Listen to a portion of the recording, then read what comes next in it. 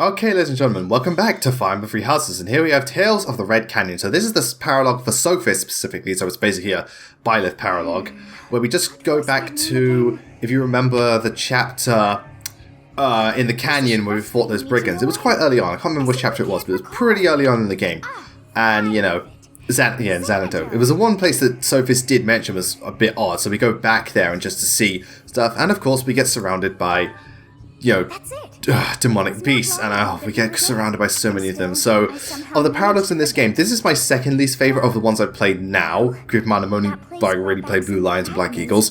This one is my second least favourite. Like, it's not as bad as Manuela's one, but oh my god, like, this one is just so many goddamn danger, I don't know why I keep saying danger beasts. So many goddamn demonic beasts. It's like, oh, just again, they're not the hardest things to deal with. Again, the wolves aren't too bad as long as you got someone tanky, and the birds aren't too bad because if you've got flying advantage weapons like bows or certain kinds of magic. But, you know, I mean, the paralogue itself is definitely very interesting, like the stuff you discover and just all that jazz. It's just so many of them, so many demonic beasts. I mean, it's a good place to get a lot of, you know, resources, because if you break their shields, granted, this was at the point where I didn't focus on breaking their shields. I just break one area and then just attack the same area because you get the same like type of, you know, you still get the increased damage. So that's all I did. Like, again, going back, knowing it how it is now, would have played that Black Eagles early game a lot differently. Like, late game, you'll see me doing more of the, you know, just better, performing a lot better. Here, I'm a little bit more reckless, just because, again, I didn't know about this stuff. Yeah. But it is interesting that how much information is hidden behind a paralogue, because, again, a lot of characters' backstories or some really, really, really intricate moments exist in these paralogues, so, you know, it is worth out of your way to Google them. At the same time, it's like one of those things where you're kind of forced to do them if you want to learn everything about them, which, to be fair, Fire Emblem's kind of done that before, but here it feels a lot more imperative to do the paralogues. So yeah, we're back in this chapter, and it's just a lot of demonic beasts, and the worst part is, they respawn. That's the real kicker. Like, if they were just like, they summoned quite a lot to begin with, but then you just dealt with them all at once, then I would have been okay with that. I don't like respawning. Like, respawning units I don't mind, depending on how they're done, but respawning demonic beasts, I'm sorry, that's a no. They're already a hassle enough to begin with. I can do without the respawning. But aside from that, it's a pretty solid chapter. I mean, again, if you know what to do, you can easily just work your way around them. Again, Petra's really useful here just because she's fast and she's got the bow utility. Yeah, and again, the wolves are never really an issue. So obviously, you know, you've got the hawks at the back. Again, I don't think, again, the main one won't move for a while, so you don't have to worry about him. Just focus on regrouping with Byleth, and then once you've regrouped, you can either move all as one, or instead you could split up and try and take them all from different directions. I move towards Byleth at first, and then when they start respawning, that's when I split up. So yeah. So yeah, that's there. So on. So yeah, in this chapter, obviously you want, in the case of the wolves, fast units or strong or really bulky units. Just so you can, yeah, and stuff like that. So, you know, Edelgard and stuff. For the birds, probably a really, really good, what do you call it? A really good bow unit, just so you can destroy them. Or, again, a really, really fast unit not to get doubled. And for the demonic beast, just, whatever.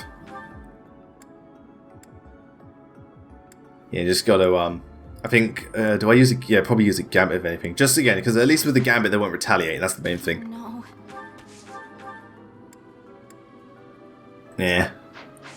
Wait, I think I can attack Von Eyre. So, yeah, now I'm just deliberating, because again, the wolves, while they're not the strongest things in the world, they are definitely fast. So, you know, there's that to be worried about. Yep, here we go. It's also at this point I didn't really know which gambits to assign.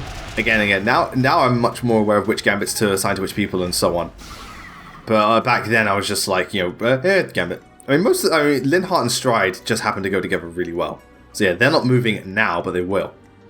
And Marianne helping out. I will prevail. Stu, just, yeah, smash that. I think, no. I will get the victory. Yeah, because Petra can double.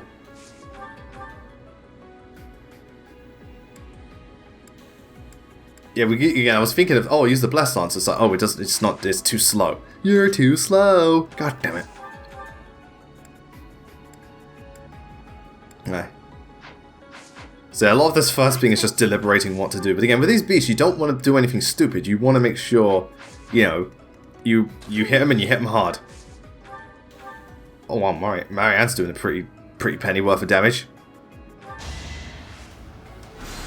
Give me your HP.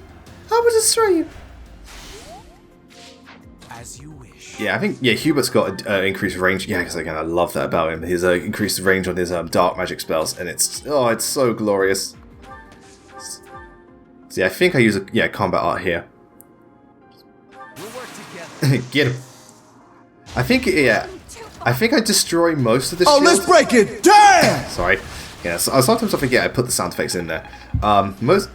Oh yeah, this is one I actually destroyed his entire shield. Yeah, and I got that wood steel. So yeah, I think get Hubert to attack and then just have everyone go in. Mm-hmm. Get him. Yeah. Oh, get him. But again, doing it on the first turn, nice. But again, that's the one thing I do appreciate about the beasts, the demonic beasts. No matter how annoying they are, I do like how, for the most part, they are very much focused on using your team. That's why the last boss of Crimson Flower I actually ended up really enjoying, because of how much of a team you all had to, your entire squad had to be. It was a really, really great experience. I'm gonna be honest, I really, really liked it. It's honest to God. I know some people can't stand the chapter, and I get that, but it was honest to God one of my favourite bosses in Fire Emblem. I just had such a great time using everyone. Just the boss didn't feel too strong or too weak. It was just great. I really, really loved it. So, it is a bit late when recording this. Just a little bit. Yeah, so much deliberating. What to do. Tragic. The still sword. Yeah. Yeah, go on, Petra. Yeah, don't mess with the Pegasus Knight. Don't mess with the best in this case, because Petra is the best unit in this playthrough. She's just the best. Absolute best. So yeah, just having Elder Guard go catch up, because then they can tank.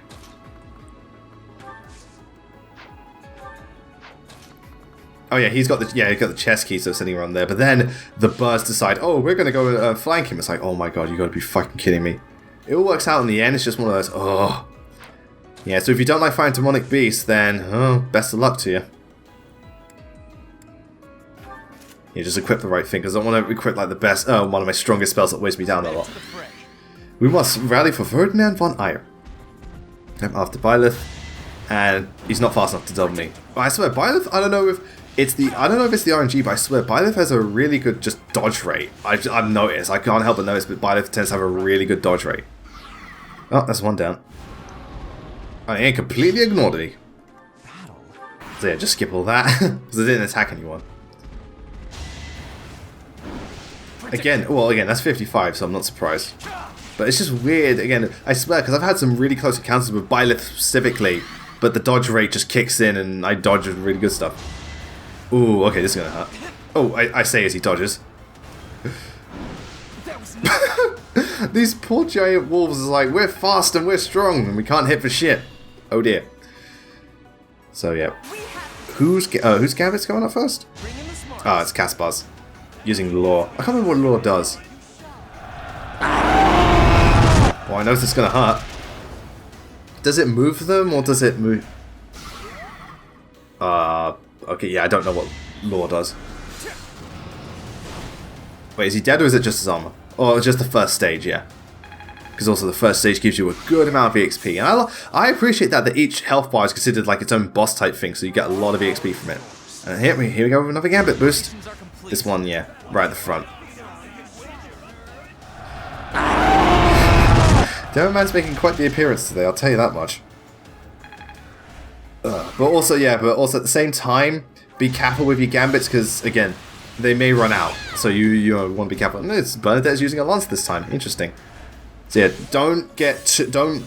I was a bit silly here, because again, I didn't need to use the Gambits. I could have just used, just normal units. But obviously, oh yeah, at least got Edelgard. The Gambits could be really useful. I'd save them for the main big threat, but again, if you're going to use one, then go ahead. I don't take him down, Oh, that was 36 though, so I'm not surprised. So, who's left? Dorothea. Yeah. Boom. Which is good, because if he didn't get that, she would have died. You were wide open. Well, yeah, the 51 crit must have had a certain ability. So, yeah, in here we have Knowledge Gem. I think that increases either... No, Knowledge Gem increases, like, I think it's the amount of experience you have with weapons, weapon experience. Yeah, and as you can see, you know, the birds are on their way.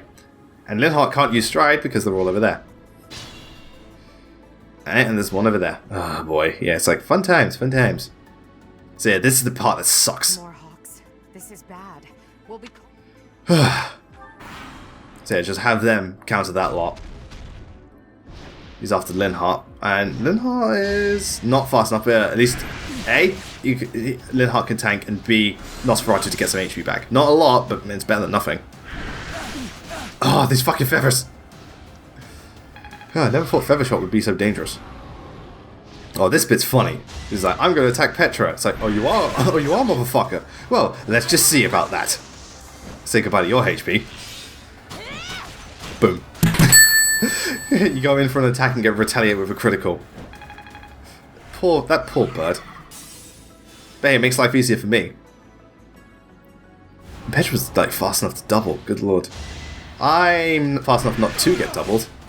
So yeah, the birds can hit their targets, unlike the wolves, poor things. So hopefully, if they ever do bring back demonic beasts, I hope they really tone them down, because I think this game went a bit overboard in how often it uses them. That's that's all I think. I like the idea behind them, and I like how involved the team gets. I just think they went overboard with how many there are.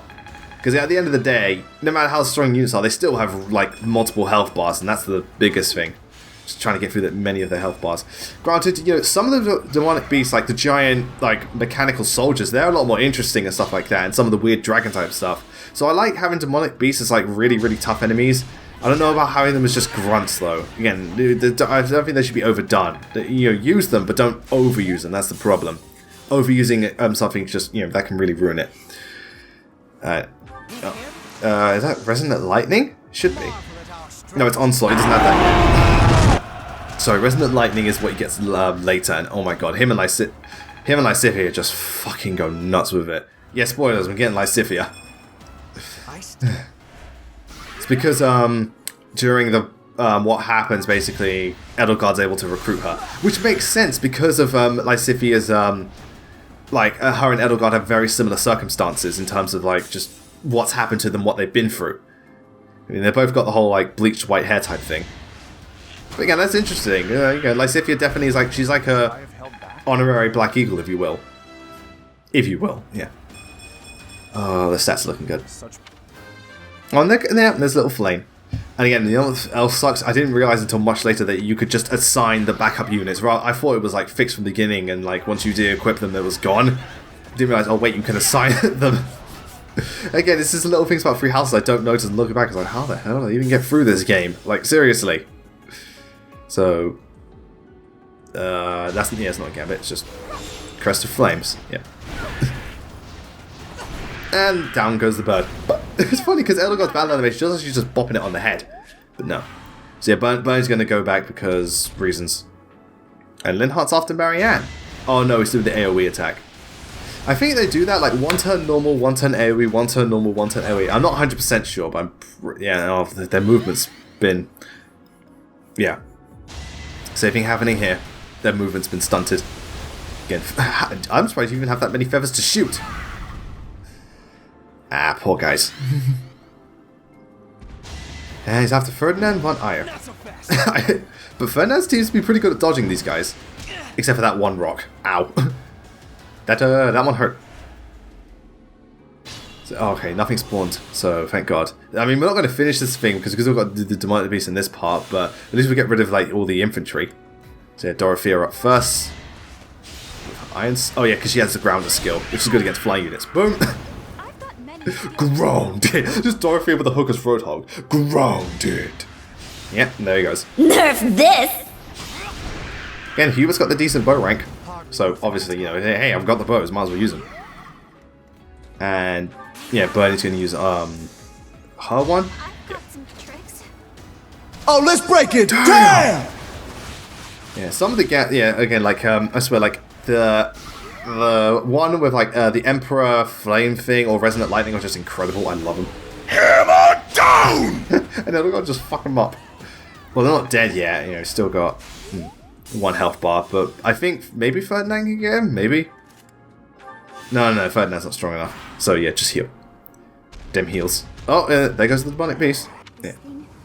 It has no will or mind to call it. Again, it's weird knowing what the demonic pieces actually are. I'm visually disturbed by this. Again, Violet seems to have really, really good, just a lot of luck. And this thing has fucking 2 health bars. Ugh. Actually, one thing I did find quite useful is if you're using it to tank a lot of people, then if you equip a healer to them, then they can get like a full heal on the start of their turn, which I found incredibly useful for the likes of Edelgard, especially in the later chapters where she's practically tanking everything.